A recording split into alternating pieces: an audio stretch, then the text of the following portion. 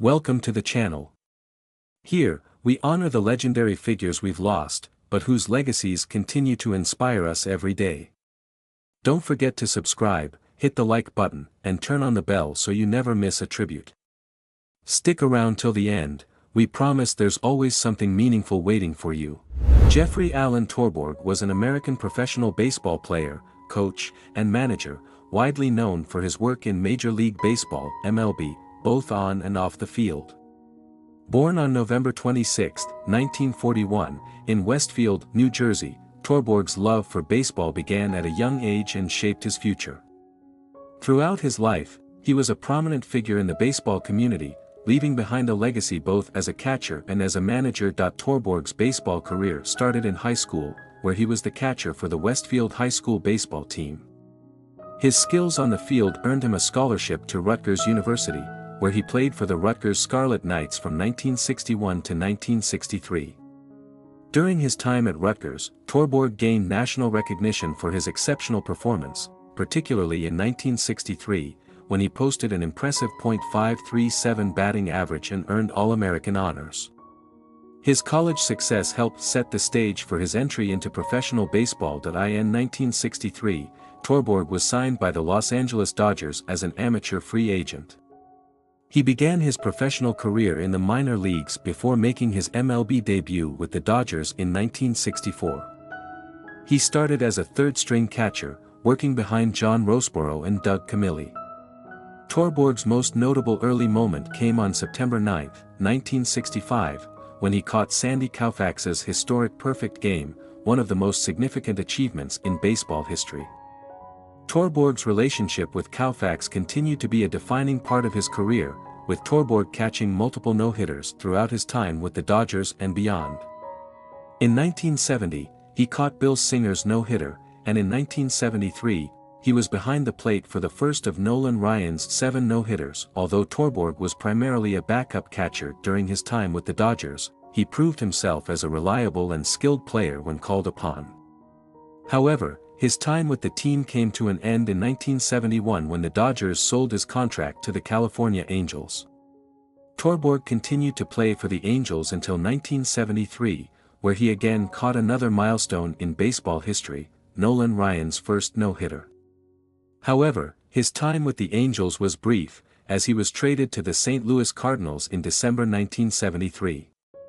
Torborg's tenure with the Cardinals was even shorter, as he was released in 1974, marking the end of his playing career. While his playing days were over, Torborg remained involved in baseball through coaching and managing. In 1977, he began his managerial career with the Cleveland Indians, where he was initially hired as a bullpen coach. However, when the Indians fired manager Frank Robinson, Torborg stepped up to take on the role of manager. His time managing the Indians lasted until 1979, but despite his efforts, the team struggled, and Torborg's tenure with the Indians ended with a losing record. In 1979, Torborg joined the New York Yankees as a coach. He remained with the Yankees for nearly a decade, working under manager Billy Martin and contributing to the team's success. In 1989, Torborg left the Yankees to become the manager of the Chicago White Sox. His impact was immediate, with the White Sox improving by 25 games from the previous season, finishing with a 94-68 record. This significant improvement earned him the American League Manager of the Year award in 1990. Under his leadership, the White Sox became a competitive team in the American League, finishing second in the AL West during both 1990 and 1991. Despite his success with the White Sox, Torborg's tenure with the team was short-lived, as he left for the New York Mets in 1992. Torborg's time with the Mets proved challenging. The 1992 Mets posted a disappointing 72-90 record, and the following season, Torborg's Mets were off to a rough start, with a 13-25 record. As a result, the Mets fired Torborg and replaced him with Dallas Green.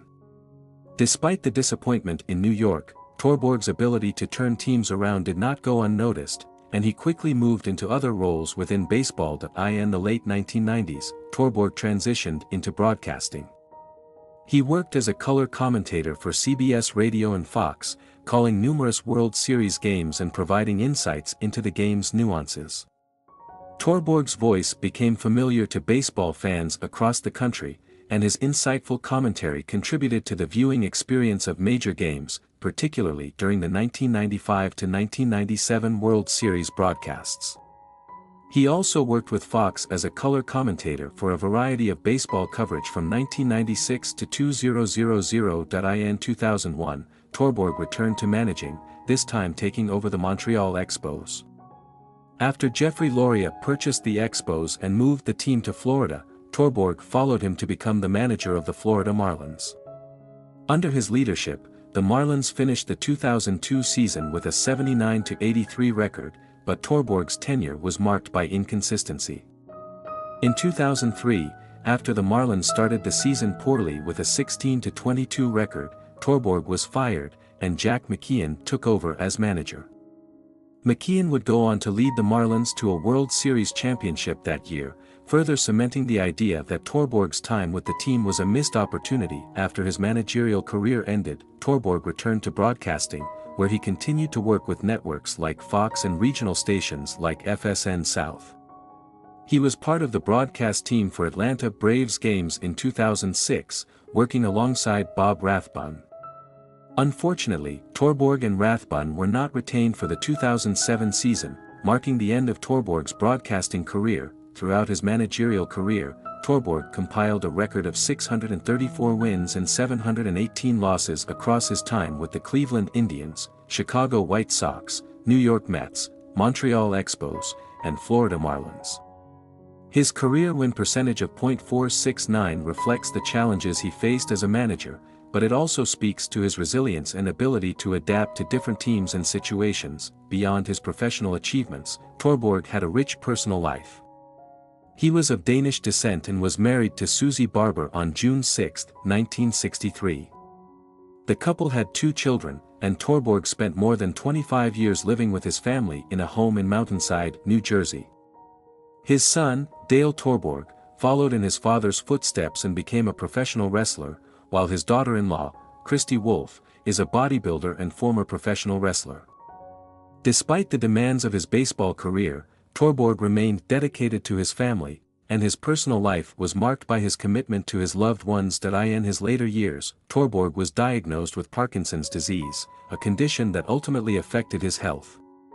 Despite his battle with the disease, Torborg's contributions to the game of baseball were never forgotten. He passed away on January 19, 2025, at the age of 83, in his hometown of Westfield, New Jersey. His death marked the end of a remarkable life, one that was defined by a deep passion for baseball and a commitment to the sport both as a player and as a manager. Jeffrey Torborg's legacy in baseball will continue to be remembered not just for his time as a catcher or manager, but also for the impact he had on the people around him. His contributions to the game, whether through his role in historic no-hitters or his leadership of teams in their most trying times, have left an indelible mark on Major League Baseball. Though his managerial career had its ups and downs, Torborg's dedication to the sport and his passion for the game were always evident, and his influence will continue to resonate with baseball fans for years to come. John James Sykes, July 29, 1959, January 2025, was an English guitarist celebrated for his contributions to bands like Whitesnake, Thin Lizzy, and Tigers of Pan Tang. He was also the frontman of the hard rock group Blue Murder and released several solo albums throughout his career. Known for his virtuoso guitar playing, Sykes left an indelible mark on the rock and heavy metal genres, blending technical precision with melodic sensibility. Sykes was born on July 29, 1959 in Reading, Berkshire. During his early years, his family lived in Ibiza, Spain, where his father and uncle owned a discotheque. It was there that he was first exposed to music in a vibrant and eclectic environment. By age 14, he developed an interest in guitar after learning some Eric Clapton licks from his uncle. Over the next 2 years, he honed his skills, primarily playing blues songs on an old nylon string guitar. Although he temporarily set the guitar aside in his teenage years, a move to Blackpool reignited his passion for music, and he soon joined his first band, Street Fighter, at the encouragement of his friend Mervyn Goldsworthy. In 1980, Sykes joined the British heavy metal band Tigers of Pan Tang, recording two successful albums, Spellbound and Crazy Nights. While the group achieved recognition during the new wave of British heavy metal era, Sykes grew frustrated with the band's internal dynamics and creative direction. He left in 1982, briefly joining John Sloman's Badlands and auditioning for Ozzy Osbourne's band before being invited to collaborate with Thin Lizzy frontman Phil Lynott. Sykes co-wrote and performed on Lynott's 1982 single, Please Don't Leave Me, which led to him joining Thin Lizzy later that year. Sykes's arrival in Thin Lizzy marked a creative shift for the band. He contributed to their 1983 album Thunder and Lightning, co-writing the hit, Cold Sweat. His dynamic and aggressive playing style injected a fresh energy into the group, steering them toward a heavier sound. The band embarked on a farewell tour, culminating in the live album Life. Although Sykes and Lynott were eager to continue collaborating, Thin Lizzy disbanded later that year, playing their final show at the Monsters of Rock Festival in September 1983. Following Lynott's death in 1986, Sykes was instrumental in organizing tribute tours under the Thin Lizzy name, keeping the band's legacy alive until his departure in 2009. After Thin Lizzy's dissolution, Sykes joined Whitesnake, a band led by David Coverdale. He played a pivotal role in re-recording parts of their 1984 album Slide It In for the American market, helping the group achieve its first major success in the United States. Sykes then co-wrote and recorded Whitesnake's 1987 self-titled album, which featured hits like Still of the Night and Here I Go Again. The album became a global phenomenon, selling over 8 million copies in the United States alone. However, Sykes's relationship with Coverdale soured during the recording process, leading to his dismissal from the band before the album's release. Despite the acrimony, the 1987 album remains one of the most influential rock records of its era. Following his departure from Whitesnake, Sykes formed Blue Murder, a hard rock supergroup featuring bassist Tony Franklin and drummer Carmine Appice. Their 1989 self-titled debut album showcased Sykes's versatility as both a guitarist and lead vocalist, blending technical prowess with accessible melodies. While the album achieved moderate success, Sykes felt the band's potential was hindered by insufficient promotion from their label, Geffen Records.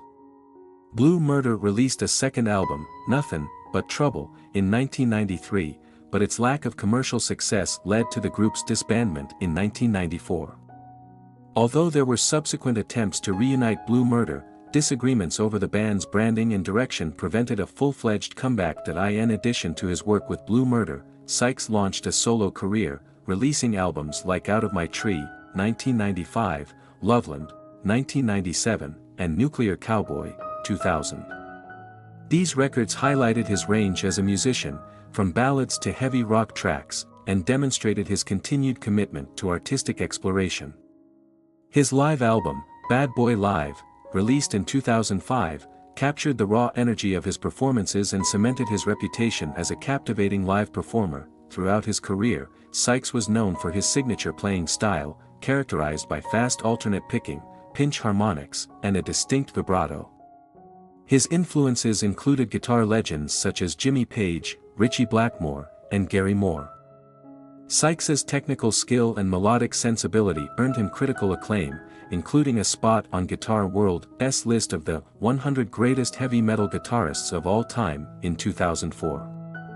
In 2006, Gibson honored him by releasing a limited edition line of John Sykes' signature Les Paul guitars, modeled after his 1978 Gibson Les Paul Custom. Despite his professional successes, Sykes faced challenges in his personal life. He married Jennifer Brooks Sykes in 1989, and they had 3 sons together before divorcing in 1999. In his later years, Sykes continued to work on new music, releasing singles like Dawning of a Brand New Day in 2021, his first new material in over 2 decades. His long-awaited solo album, however, remained unreleased at the time of his death. On January 20, 2025, Sykes passed away at the age of 65 after battling cancer. His death marked the end of a remarkable career that spanned over 4 decades, during which he played a key role in shaping the sound of hard rock and heavy metal. Sykes's influence on the genre is undeniable, and his legacy continues to inspire musicians and fans around the world. David Victor Harris, February 28, 1946 to February 6, 2023, was an American journalist and activist whose legacy was defined by his fervent opposition to the Vietnam War and a distinguished career in journalism that spanned over 5 decades. Born in Fresno, California, Harris grew up in a family rooted in the city's history.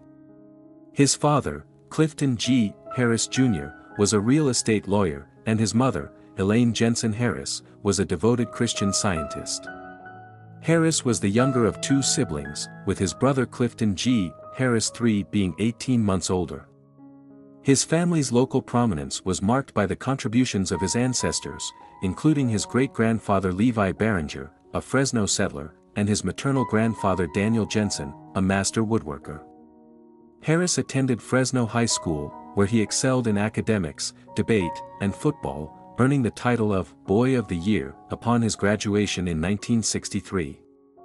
A scholarship allowed him to attend Stanford University, where his involvement in the civil rights movement and his election as student body president in 1966 laid the foundation for his activism. Harris emerged as a prominent figure in the anti-Vietnam War movement in the late 1960s. In 1967, he co-founded the Resistance, an organization advocating civil disobedience against military conscription. The Resistance orchestrated draft card return events, encouraging young men to confront the government by refusing to comply with the draft system.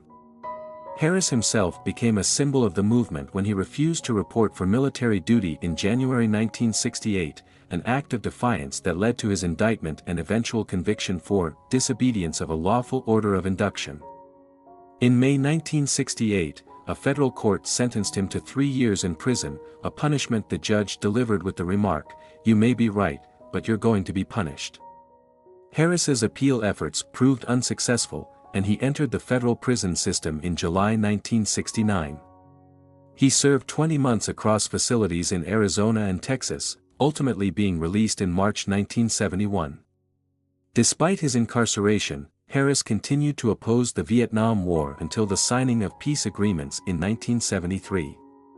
His commitment to activism extended beyond Vietnam, as he later spoke against draft registration in the 1980s and supported those resisting conscription.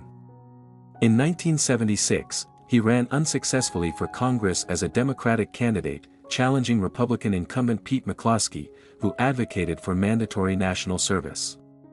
Harris's activism was later featured in the 2020 documentary The Boys Who Said No, chronicling the draft resistance movement during the Vietnam War. Harris transitioned from activism to journalism in 1973 when Jan Wenner, the founder of Rolling Stone magazine, offered him an opportunity to write for the publication. This marked the beginning of a prolific career in journalism, with Harris contributing extensively to national and international outlets.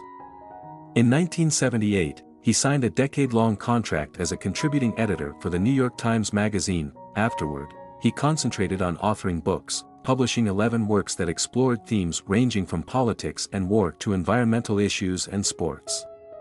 Notable titles include Dreams Die Hard, 1982, an exploration of the lives of 3 anti-war activists, and Our War, 1996, a reflection on the Vietnam War and its impact on American society. His other works, such as Shooting the Moon, 2001, chronicling the hunt for Panamanian dictator Manuel Noriega, and The Genius, 2008, profiling NFL coach Bill Walsh, further showcased his versatility as a writer. Harris's personal life was as complex as his professional endeavors. In 1968, he married folk musician and activist Joan Baez after meeting her while soliciting support for the resistance. Their relationship, which Time magazine once dubbed the wedding of the century, saw them living on a commune known as Struggle Mountain in Los Altos Hills, California. They shared a dedication to peace and social justice, but Harris's imprisonment in 1969 placed a strain on their marriage. Their son, Gabriel, was born while Harris was incarcerated, and the couple amicably divorced in 1973. Harris later married New York Times journalist and novelist Lacey Fosberg in 1977, with whom he had a daughter, Sophie. After Fosberg's death in 1993, Harris found love again with physician Sherry Forrester, whom he married in 2011. The couple resided in Mill Valley, California, where Harris spent the remainder of his life. Harris passed away from lung cancer on February 6, 2023, at the age of 76. His legacy as an activist and journalist endures through his body of work, which provides a vivid chronicle of his era's most pressing social, political, and cultural issues. His courage in resisting the Vietnam War, his eloquence in storytelling, and his unwavering commitment to justice left an indelible mark on the world, inspiring future generations to question authority and stand up for their beliefs. Amir Abdur-Rahim, March 18, 1981 to October 24, 2024, was an accomplished basketball coach and former player who left a significant impact on collegiate basketball, both as a leader on the court and as a mentor. Known for his determination, strategic acumen, and dedication to his players, Abdur-Rahim achieved remarkable milestones in his coaching career, including leading Kennesaw State and the University of South Florida, USF, to unprecedented success. Born in Atlanta, Georgia, Abdur-Rahim grew up in a large and deeply grounded family as one of 13 siblings. His father, William, served as an imam, and his mother, Deborah, was a Christian special education teacher. This diverse and supportive upbringing instilled in Abdur-Rahim a sense of discipline, compassion, and leadership that would define his life. Basketball was a family passion. His brother, Sharif, enjoyed a 13-year NBA career and became the president of the NBA G League. Amir Abdur-Rahim's own basketball journey began at Joseph Wheeler High School in Marietta, Georgia, where he established himself as a promising talent. He played one season at Garden City Community College before transferring to Southeastern Louisiana University. There, he thrived under coach Billy Kennedy, earning 3 All-Southland Conference selections and finishing 7th in career points, 2nd in three-pointers made, and 2nd in steals. After completing his playing career, Abdur-Rahim turned to coaching in 2006, starting as a graduate assistant at Murray State under Billy Kennedy. His early coaching years were a proving ground where he developed his skills in player development and strategy. He was promoted to a full-time assistant coach role at Murray State, where he stayed until 2011. From there, he moved to Georgia Tech as the director of player development and later joined the College of Charleston as an assistant coach. His time at Texas A&M, again under Kennedy, included 2 NCAA Sweet 16 appearances, solidifying his reputation as an effective recruiter and tactician. In 2019, Abdur-Rahim was named head coach at Kennesaw State, a role that would define his early legacy. In just 4 years, he transformed the program from a struggling Division I team to a powerhouse. Under his leadership, the Owls achieved their first winning season in Division I history, finishing the 2022-23 season with a 26-9 record. The team secured their first Atlantic Sun (ASUN) regular season and tournament titles, earning a historic berth in the NCAA Division I tournament.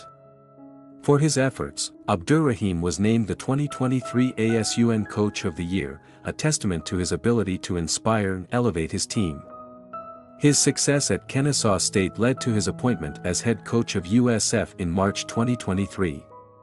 At USF, Abdur-Rahim quickly made an impact, leading the Bulls to their first ever top 25 ranking and an American Athletic Conference (AAC) regular season title with a school-best 25-8 record. He earned recognition as a Naismith College Coach of the Year semi-finalist and was a finalist for the Ben Jobe and Jim Phelan National Coach of the Year awards. His work in Tampa revitalized the program and left a lasting legacy of excellence and resilience. Off the court, Abdur-Rahim was deeply committed to the development of his players, emphasizing leadership, integrity, and personal growth. He valued the connections he built with his players and staff, viewing basketball as a platform for instilling life lessons. His leadership was informed by his family values and his understanding of the challenges faced by young athletes. On October 24, 2024, Abdur-Rahim passed away unexpectedly at the age of 43 due to complications from a medical procedure for an undisclosed illness. His death sent shockwaves through the basketball community, where he was universally respected and admired. In the wake of his passing, USF honored his legacy by naming the student section at the Yangling Center the Amir Abdurrahim Student Section and planning a permanent tribute in the arena. The AAC recognized his influence by naming him the honorary 2024-25 Coach of the Year and establishing the Amir Abdurrahim Sportsmanship Award. This annual award will be presented to the men's basketball player in the conference who best embodies the qualities of sportsmanship, leadership, and fair play. Amir Abdurrahim's legacy extends far beyond his on-court achievements. He was a coach, mentor, and leader who inspired those around him to strive for greatness, face challenges with courage, and live with integrity. His contributions to collegiate basketball and the lives of the players he mentored will be remembered and celebrated for years to come. Tom Hardy, born Edward Thomas Hardy on September 15, 1977, in Hammersmith, London, is a renowned English actor and producer celebrated for his transformative performances, physicality, and remarkable screen presence. His career spans a wide range of genres, showcasing his incredible versatility and dedication to his craft.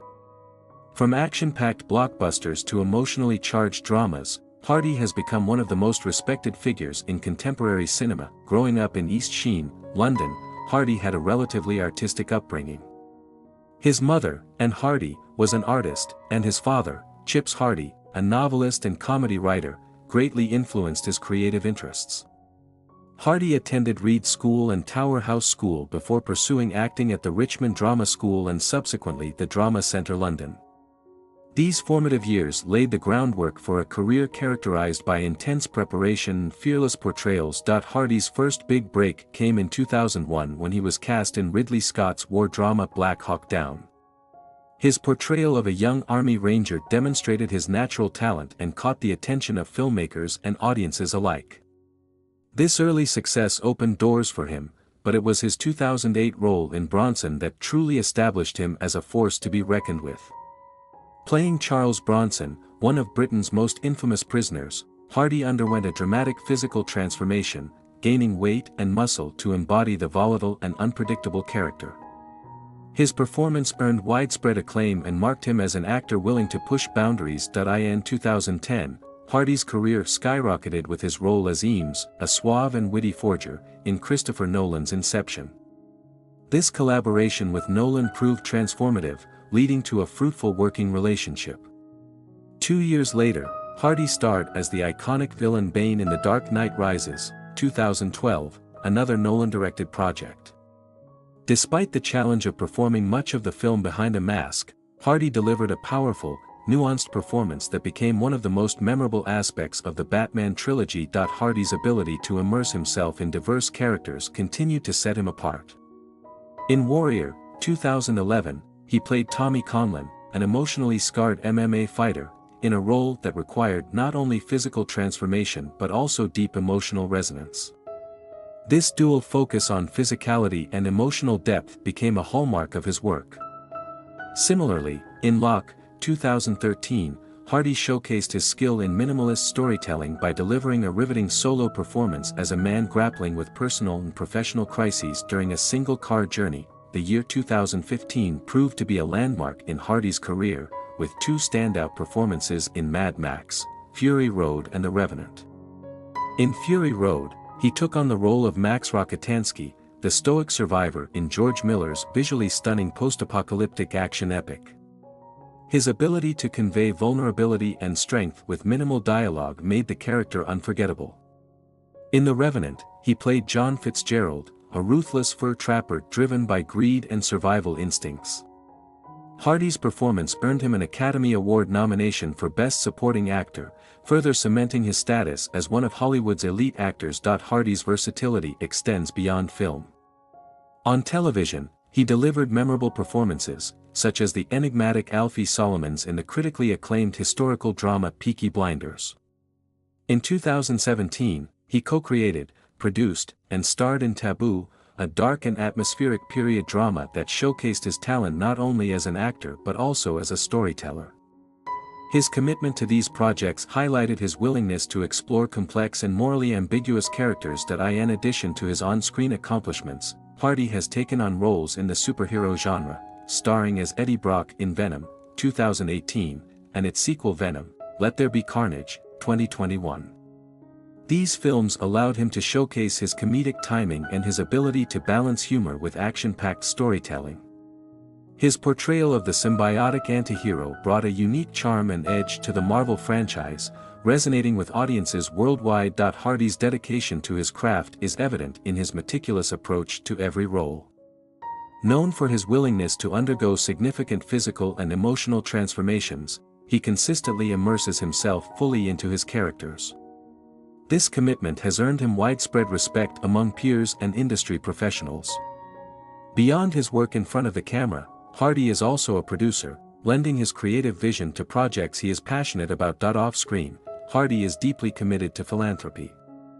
He is an advocate for mental health awareness, animal welfare, and support for veterans. His personal experiences, including his own struggles with addiction during his youth, have shaped his empathetic approach to these causes. Hardy has spoken openly about overcoming these challenges, crediting his recovery to his dedication to acting and his family. Hardy's personal life is a testament to his resilience and growth. He married actress Charlotte Riley in 2014, and the couple has children together. Hardy also has a son from a previous relationship. Despite his fame, he has managed to maintain a relatively private life, focusing on his family and work. He is also known for his love of animals, often seen with his beloved dogs, and has used his platform to promote animal adoption and welfare. Over the years, Hardy has received numerous accolades for his performances. In addition to his Oscar nomination for The Revenant, he has been honored with several awards and nominations, including BAFTA wins and Critics' Choice nods. His impact on the industry goes beyond awards, however. His ability to take on diverse and challenging roles has inspired a generation of actors and filmmakers. Hardy's legacy is defined not just by his talent but also by his ability to connect with audiences on a deeply human level. Whether he is playing a villain, a hero, or a deeply flawed individual, Hardy brings authenticity and intensity to every role. His journey from a young drama student in London to one of the most respected actors in the world is a testament to his passion, determination, and relentless pursuit of excellence. As he continues to take on new and exciting projects, Tom Hardy remains a formidable presence in the entertainment industry. His willingness to take risks, both personally and professionally, has set him apart as a true artist. Whether through his powerful performances, his advocacy for important causes, or his role as a dedicated father and husband, Hardy's influence extends far beyond the screen, leaving an indelible mark on both Hollywood and the world at large. Thank you for watching. We hope this tribute helped keep the memory of these legends alive. Don't forget to like, subscribe, and hit the bell for more stories. Until next time, take care and keep their legacies in your heart.